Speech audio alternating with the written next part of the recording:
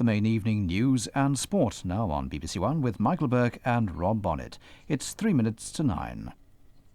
The Israeli Prime Minister Yitzhak Rabin has been shot. A Jewish gunman attacked him tonight at a peace rally in Tel Aviv. The television star Marty Kane has died of cancer. And a big turnout on Teesside as Juninho makes his debut in English football.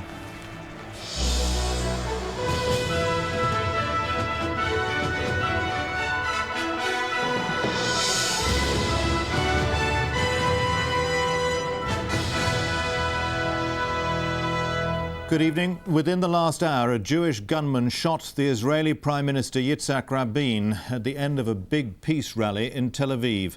Several shots were fired, at least 2 of them hit him, and he's now said to be in a critical condition in the emergency room of one of the city's hospitals. A 23-year-old Jewish man has been arrested, and an extremist Jewish organisation is reported to have claimed responsibility for the attack. Prime Minister Rabin was leaving a massive pro-peace rally when the shots rang out. The architect of the Middle East peace deal was hit 3 times. The gunman, who's said to be Israeli, was arrested. Eyewitnesses who saw Mr. Rabin being stretchered into hospital say there was blood over his chest. A short while ago, Israeli radio described his condition as serious. A previously unknown extremist group called the Jewish Avenging Organization has said it carried out the attack. At the peace rally, security had been tight, but police had allowed right-wing Israeli groups to demonstrate nearby. In his speech, Mr. Rabin had said Israel must give peace with the Palestinians a chance. Martin Dawes, BBC News. Well, joining me now from Jerusalem is our Middle East correspondent, Jeremy Bowen. Jeremy, first of all, what do we know about the Prime Minister's condition now? Well, the latest we have is from police sources, from the quoted by the Israel Army radio. What they're saying is that he was hit 3 times in the back, 3 bullets in the back. He was hit at close range, and that he's in critical condition. Are there any more details now about exactly what happened? Not more than you've heard, I think. Simply there's this 23-year-old man in custody.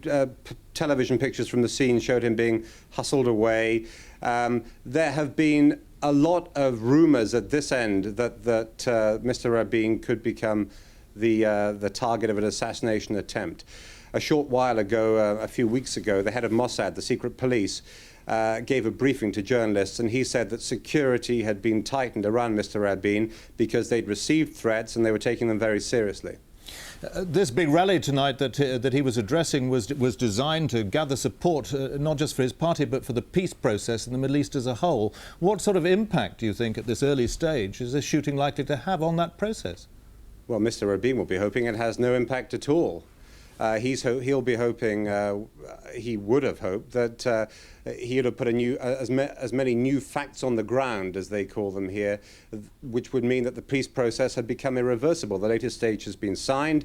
The Israelis are withdrawing from the West Bank at the moment. Jeremy, for the moment, thanks very much indeed. And joining me now is our correspondent Jim Muir, who's in the Egyptian capital, Cairo. Jim, what's the reaction to this likely to be in the Arab world when the news gets round, and what do you think they regard Mr. Rabin, the importance of Mr. Rabin to the peace process itself? Well, of course, there will be great shock and a lot of dismay among Mr. Rabin's Arab partners in peace, people like Yasser Arafat, Hosni Mubarak, the Egyptian leader, King Hussein of Jordan. All these are men who've stretched their hands out to Mr. Rabin and are engaged in the peace process. They will fear very greatly that that process will be damaged. Even, I think, men like Hafez Assad of Syria, who's not yet fully engaged in the process, will be dismayed to see his potential partner possibly having paid a very high price for taking the risks that very few Israeli leaders have been prepared to take. And I think that's why they regard him as such an important figure, because he had the strength and what the Israelis would almost call chutzpah, the nerve to go ahead and take risks for peace, and he seems to have paid the price. Do they think this peace process can proceed and keep on track if Mr. Rabin is seriously or even mortally wounded? I think they will be very worried because they know he's in a rather parlous situation. He faces elections next year. They know his party is running neck and neck with the hardliners. However, they may feel that this, in a sense, may be turned to advantage because it will show that there are extremists and hardliners on the Jewish side, just as there are on the Arab side, who are determined to derail the process, and that this could actually set off a backlash that could ultimately favor the peace process. Jim Muir, thanks very much indeed. Well, I'm joined now from Washington by our chief North America correspondent, Gavin Esler. Gavin, the Americans have, of course, brokered this Middle East peace plan. What's the reaction there to the news of the shooting tonight? There's been no official reaction yet, and obviously President Clinton, who himself has been both the target of a gunman and of a pilot who flew his plane at the White House, knows exactly the kinds of risks that world leaders run. And everyone recognized that Yasser Arafat and Yitzhak Rabin had taken great risks for peace. I think the important point is the whole Clinton strategy has been based on the assumption that Israel and the Palestinians must not fall victims to the politics of the last atrocity. So the hope here will be, although there's been no official reaction, the hope must be that the peace process will continue. Gavin, thanks very much indeed. And now the rest of the news, and we'll come back to that shooting of Mr. Rabin later in the programme. A plan here to fine the new private rail companies if their trains don't run on time has been condemned by the Rail Passengers Watchdog. The scheme, which comes into force next year, is designed to punish rail companies for poor performance. The government says passengers will benefit from the plan. At the moment, it's entirely at the discretion of BR staff whether they delay a train to meet a late connection. But from next year, they'll face a financial penalty for doing so. The idea is to improve the punctuality of trains so that all passengers are better off. But there are also fears some passengers could be left stranded. It'll be cheaper for the train to leave on time than to wait for them. Every national rail network in the world working to a published timetable is dependent upon connections. And if, as a side effect of this whole privatisation nonsense, the principle of connections is to be cast aside, then you're left with something which is not a national rail network. I'm not sure what objective Brian Wilson has in mind, but my objective is to ensure that trains run on time. If trains run on time, there's no problem with connections or people getting to their destinations on time or anything else. The government insists that key connections will be maintained, but the railway watchdog has criticised that as not good enough because there are thousands of connections that are important to passengers. Mike Patterson, the secretary of the Rail Users Committee, described it as another twist in the plot of the pantomime, another banana skin which had appeared on the edge of the stage. He said there would have to be a much more assured and controlled process towards privatisation to reassure passengers. In Birmingham, one operator, Central Trains, already says it will not wait for connections unless it's the last train of the day. It's unclear whether other operators will follow when the new regime comes in next year. Jackie Hardgrave, BBC News. Back now to the shooting tonight of the Israeli Prime Minister Yitzhak Rabin. I'm joined on the phone now by the Israeli government spokesman Yuri Dromi. Mr. Dromi, what's the latest information that you have there? Well, the Prime Minister, as you said, was shot while leaving the rally in Tel Aviv, the peace rally, and he was taken to the hospital, the close-by hospital, and he's now going under operation. And we have to wait for the doctors to come out and tell us how his condition is. It was being said earlier in our programme that there had been warnings at an official level from the head of Mossad, indeed, that such an assassination attempt was likely. How well protected was he? Well, these kind of warnings are there all the time, and usually is well protected, but obviously when going to such a mass rally, involves some risks.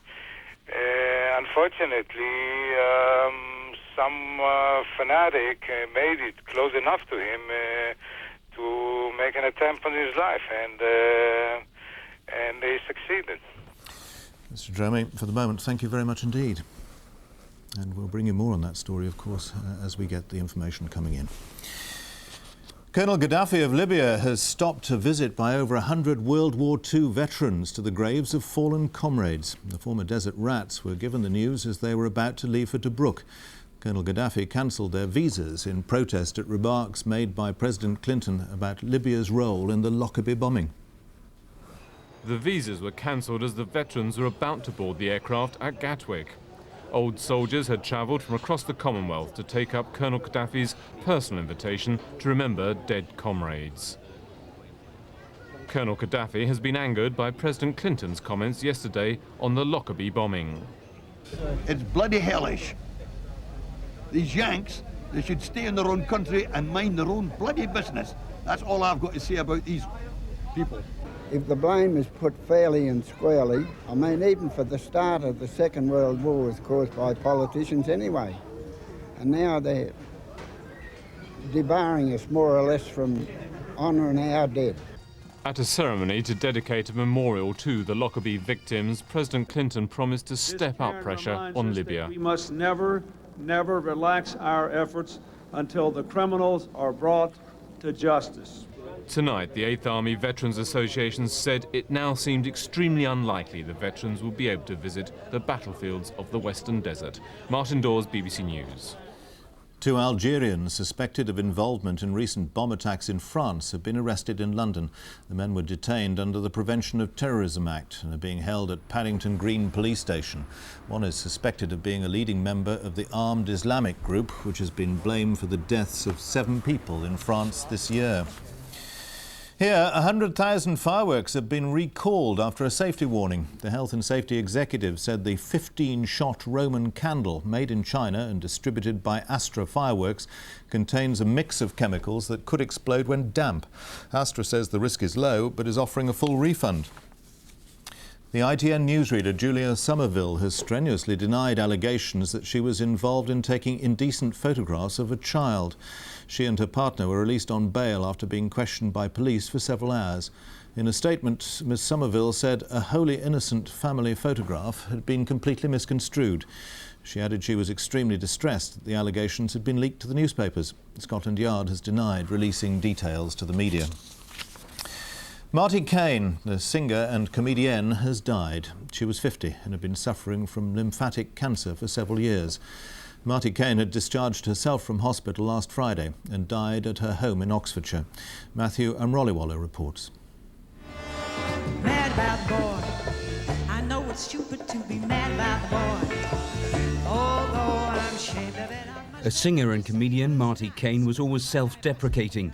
She once said she only started telling jokes because her singing was so bad. But for 20 years, the entertainer from Sheffield has been one of the biggest draws. By the late 80s, she was an established personality on television and stage. Then she was struck by lymphatic cancer and given 2 years to live.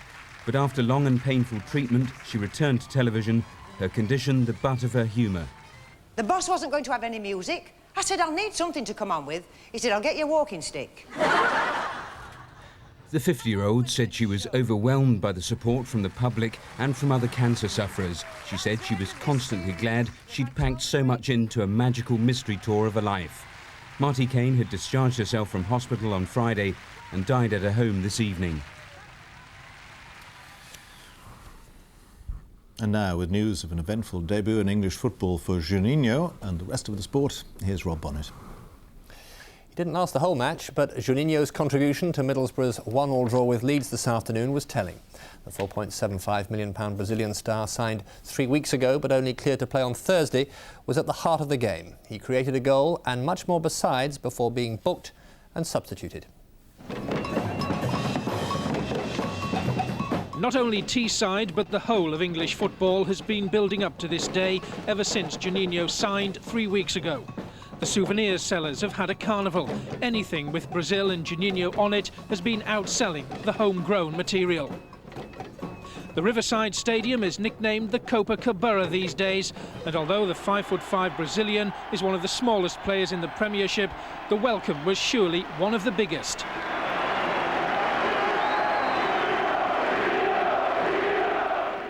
"30,000 ecstatic fans and mum and dad for good measure.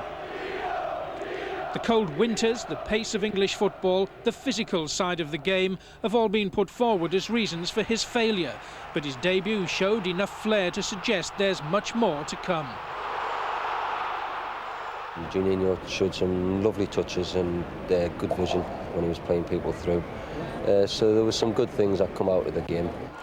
The fans too think Robson's £4.75 million is money well spent. I thought it was brilliant, some lovely touches, silky play, really pleasure to watch. Made me biased Ferro. I think he brought a bit of sunshine here. Juninho's going back home now for an international against Argentina. His English education should continue in 2 weeks' time at Wimbledon. Steve Sutton, BBC News at Middlesbrough. And Match of the Day tonight on BBC One at 10:45 features that game and also Newcastle's defeat of Liverpool that extended their lead at the top of the FA Carling Premiership. Steve Watson scored their 89th minute winner to break the deadlock established by earlier goals from Ferdinand and Rush. An early Dennis Bergkamp goal for Arsenal was enough to beat Manchester United at Highbury, but Manchester City have their first win of the season thanks to Nicky Summerby's goal against Bolton. So Newcastle are now 5 points ahead of United, who lead third-placed Arsenal by just 2 points. Liverpool drop to fourth and Aston Villa go fifth after a 4-1 win at West Ham. Middlesbrough are sixth. In the Ainsley First Division, the leaders Millwall thought Alex Ray had scored a late winner at Birmingham 5 minutes from the end. But Birmingham came back just before the whistle to salvage a draw. Substitute Ken Charlery scored from close in. Millwall stay 3 points ahead of Birmingham at the top. In Scotland, Ali McCoist scored both of Rangers' goals in their defeat of Falkirk, while Michael O'Neill got Hibernian's late winner in their victory at Aberdeen. Rangers now lead the Bells Premier Division by 4 points from Celtic, who also won 2-0 at Motherwell. Hibernian in third place have widened the gap between them and Aberdeen to 6 points. In today's Rugby Union Courage League 1, there were wins for leaders Bath, Bristol and Saracens, while the match between Wasps and West Hartlepool was abandoned when a spectator was taken seriously ill. Leicester also won, beating Harlequins by 29 points to 25. This try from Rory Underwood was the game's turning point. Leicester are 2 points behind Bath as the season reaches its halfway stage. Claire Wood has won her third singles title in 7 years at the British National Tennis Championships in Telford.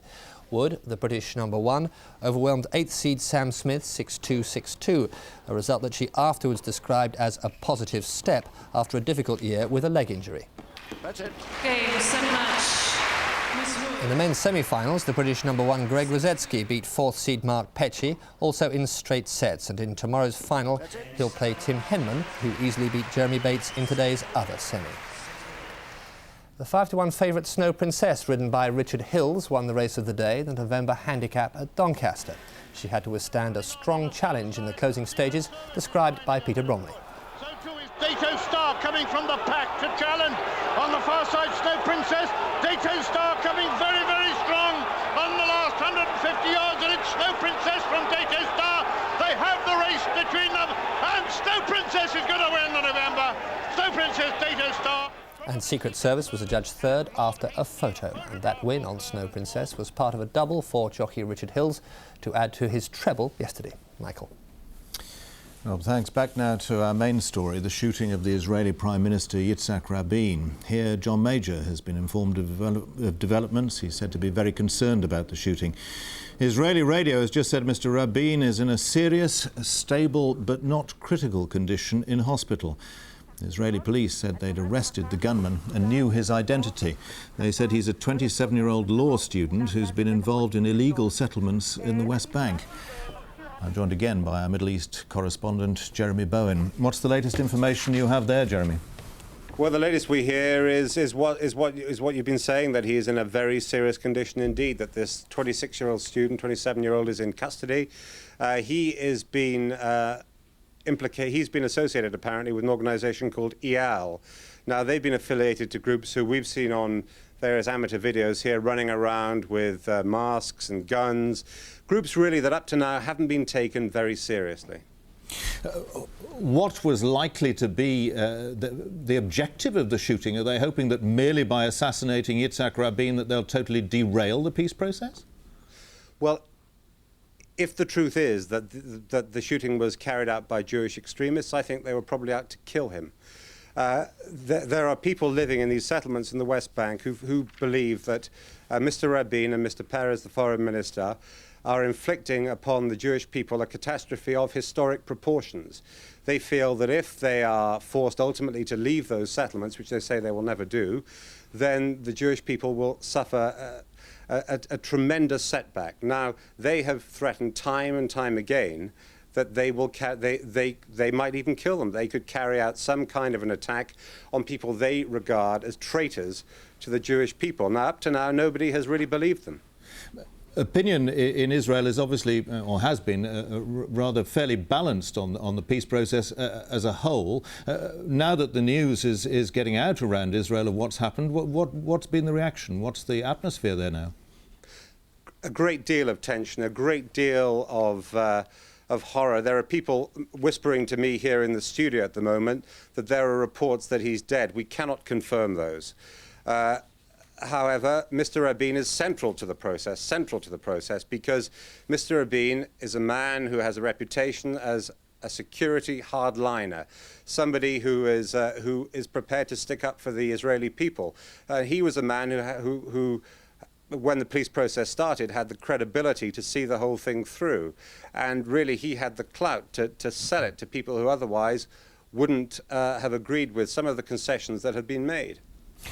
Jeremy, thanks very much indeed. And the latest information we have is that Mr. Rabin has wounds to the spine, back and chest. That's all for now, but BBC Bulletins will keep you updated on the story for the rest of the evening and throughout the night. From Rob and me, good night.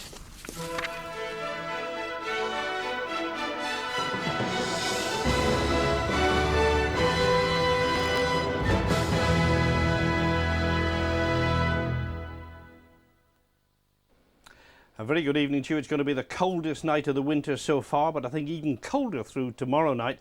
But on a brighter note, Birmingham's had the sunniest year on record, 1,735 hours of sunshine so far, and more sunshine to come tomorrow. But a cold night, as I've said, down to -3 or -4 Celsius, that's around 25 degrees Fahrenheit, and some mist and fog, particularly over central and eastern parts of England later in the night. But that'll clear away, I think, fairly quickly tomorrow to give most places a dry day with a fair amount of sunshine. Some sunshine in Northern Ireland, but thicker cloud in western Scotland, giving a spot or two of rain, and a bit of rain up in Shetland as well. And through the afternoon, this brighter, drier weather's working its way slowly up the western side of Scotland. Now that's what the weather map's going to look like tomorrow. High pressure dominating the scene. Isobars very closely packed together in the west. So that's where we're going to see the strongest of the winds. I think the winds over most of England and Wales are fairly light right the way through the day. But in the south, we're going to struggle to get to 9 or 10 degrees, 50 Fahrenheit, whereas up in the windier northwest, 12 degrees Celsius, 54 Fahrenheit. A repeat on Monday morning, quite a severe frost in many places, the mist and fog clearing, and then some rain pushing into the northwest later in the day. That's it. Bye for now. There's a race against the dark in our film premiere beginning in a minute on BBC One. And now here's an update on today's National Lottery draw. The 6 winning numbers are confirmed as 6, 14, 18, 27, 44 and 48, and the bonus number is 1. Preliminary indications show that there are 3 jackpot winners this week, each winning an estimated £2.7 million.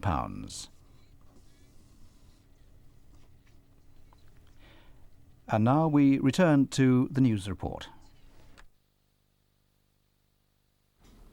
Within the last 30 seconds, we've heard that the Israeli Prime Minister, Yitzhak Rabin, has died in hospital. He was shot earlier this evening as he left a rally in the centre of Tel Aviv.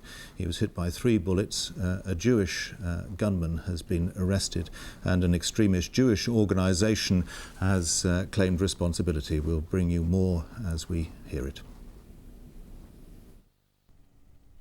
This evening's reports from the Middle East have resulted in changes to our programme times on BBC One. Match of the Day will now be in about 15 minutes.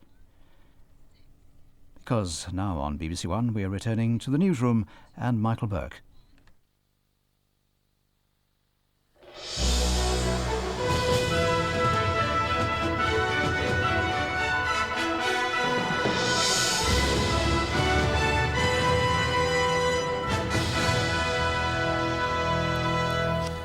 The Israeli Prime Minister Yitzhak Rabin, the architect of the Middle East peace process, has been assassinated.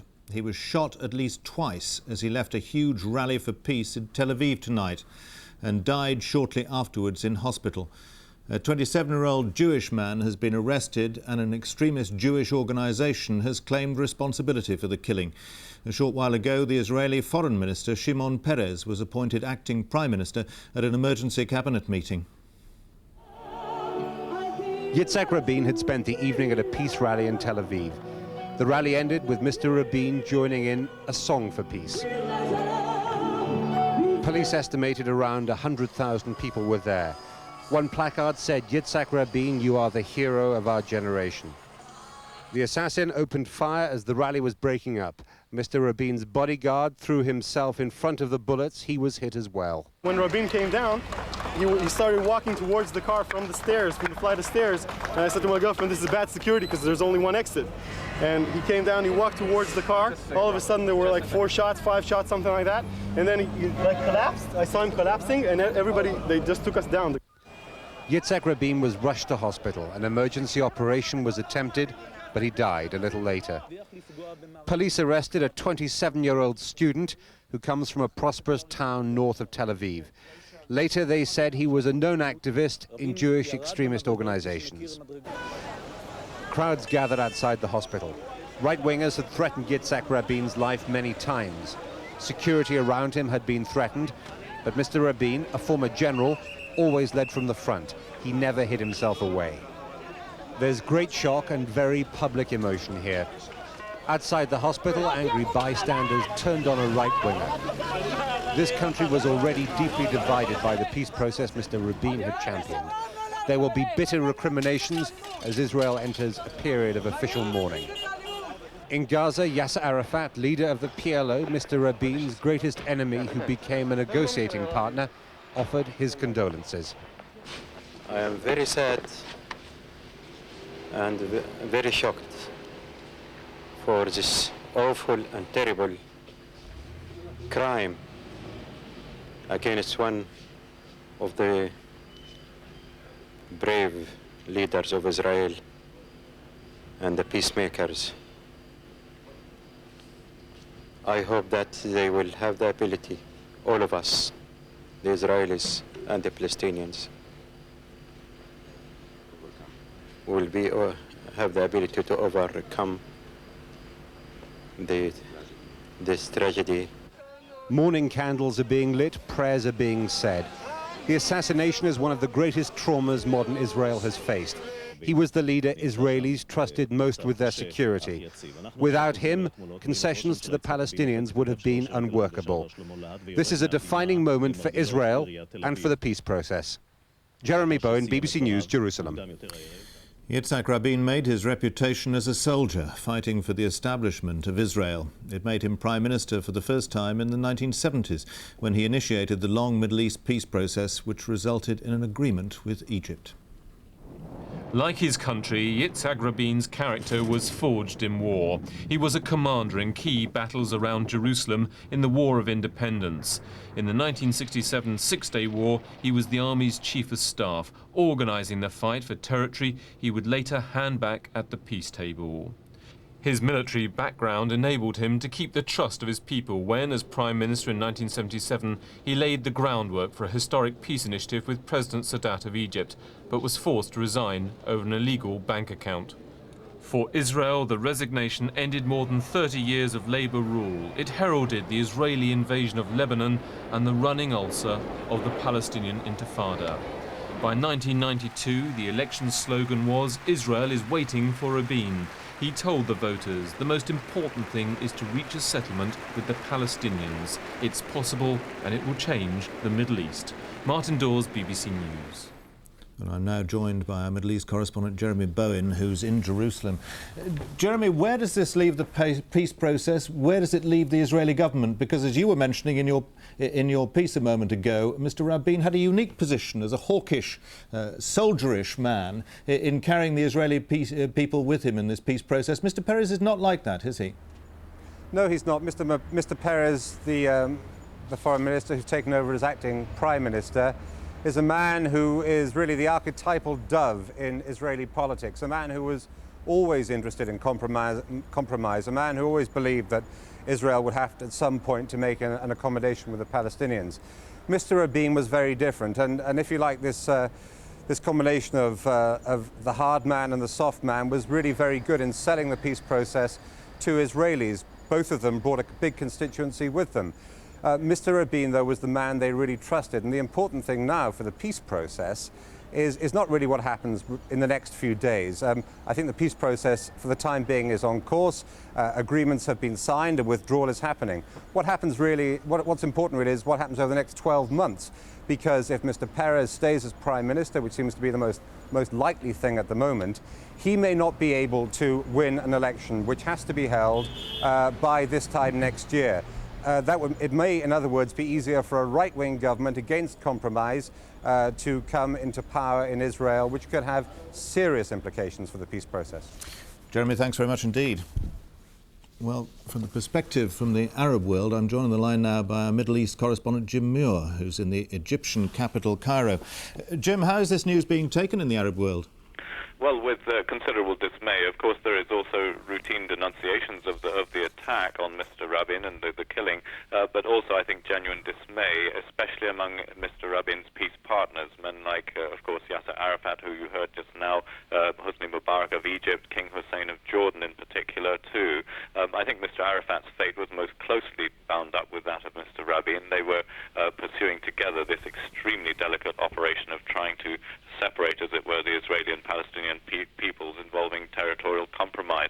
So I think it's Mr. Arafat who will really feel the blow most greatly, because it's the process in which he was so deeply involved, which may have been put at fatal risk by Mr. Rabin's death. Briefly, Jim, where does the process go now, particularly involving other countries, Syria and Lebanon, for instance?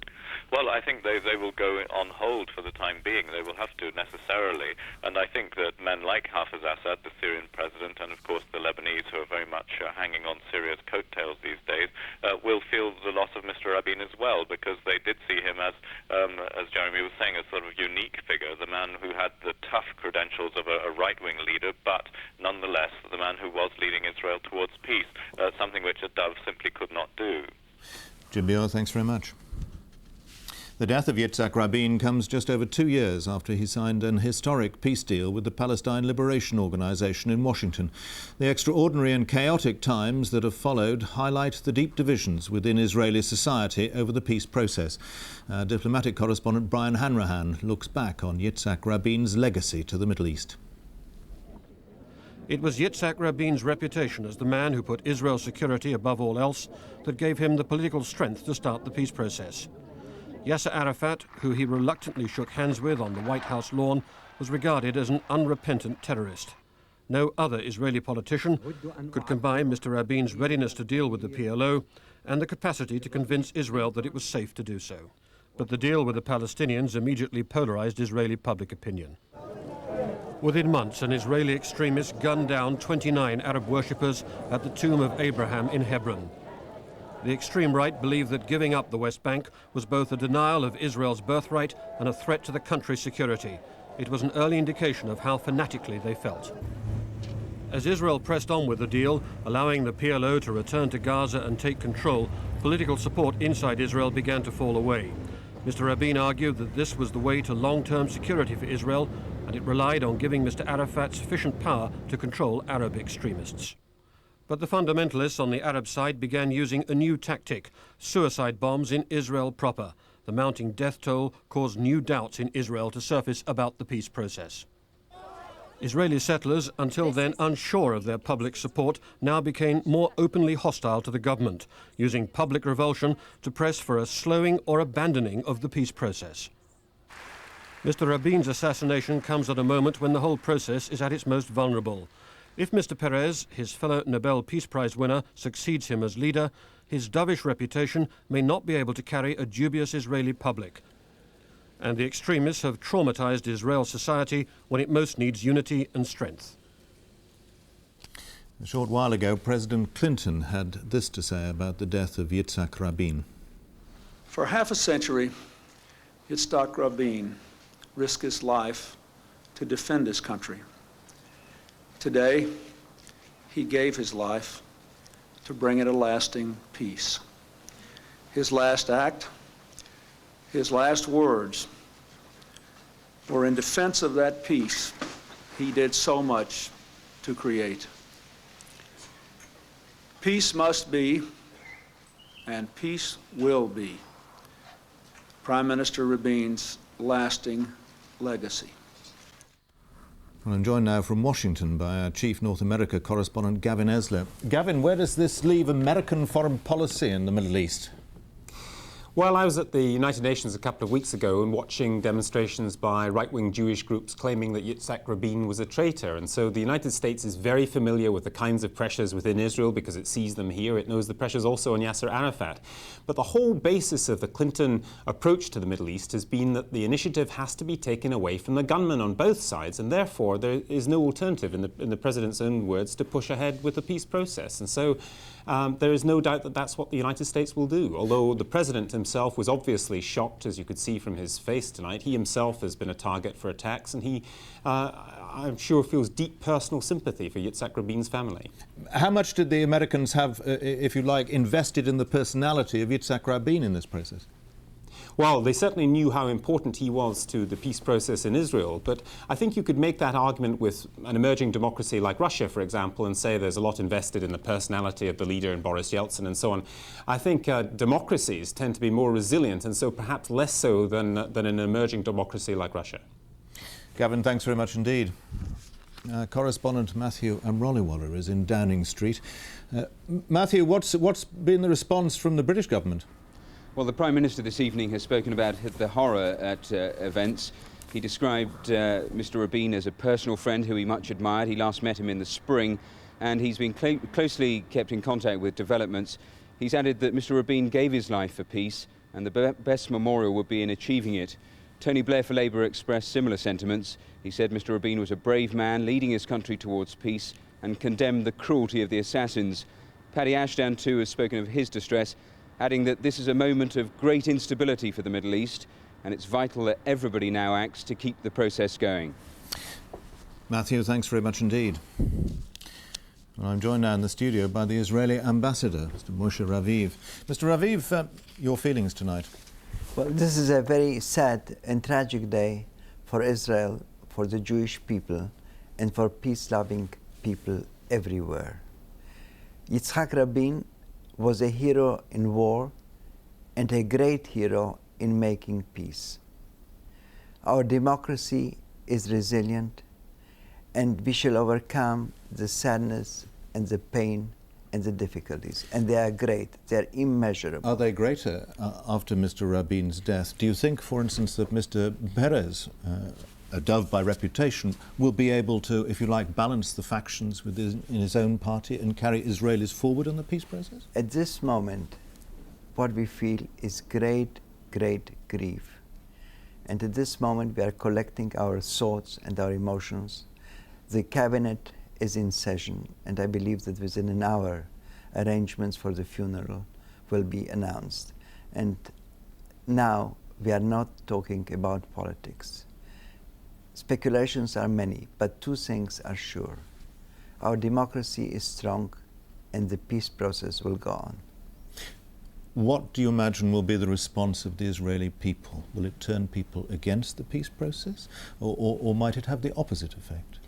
It is my deep belief that the majority of the people of Israel want peace, and they will support a government that will actively seek peace, and will continue with Yitzhak Rabin's legacy, will continue with the wonderful work that he has achieved and the government of Israel has achieved in signing the first agreements with the Palestinians, and now in implementing these agreements that we have signed, in signing the peace agreement with Jordan, and now implementing peace with Jordan, and carry on this process to a comprehensive peace with all our neighbors, including Syria and Lebanon. Mr. Raviv, thank you, and our condolences for the assassination tonight. A few minutes before he was shot, Mr. Rabin was talking to a huge rally about the need for peace in the Middle East. He said, "I was a military man for 27 years. I waged war as long as there was no chance for peace. I believe now there is a chance for peace, a great chance, and we must take advantage of it. There are enemies of the people. They are trying to attack us in order to torpedo peace. But the Jewish nation wants peace and supports peace and opposes violence." Yitzhak Rabin, the winner of the Nobel Peace Prize, who was assassinated tonight. Well, there'll be an update on the situation in Israel, including live link-ups with Jerusalem, tomorrow morning on BBC One at 8:30 in Breakfast with Frost. Well, tonight's news events have made us about 20 minutes later than scheduled on BBC One, and the stand-up show will now be at 10 past midnight.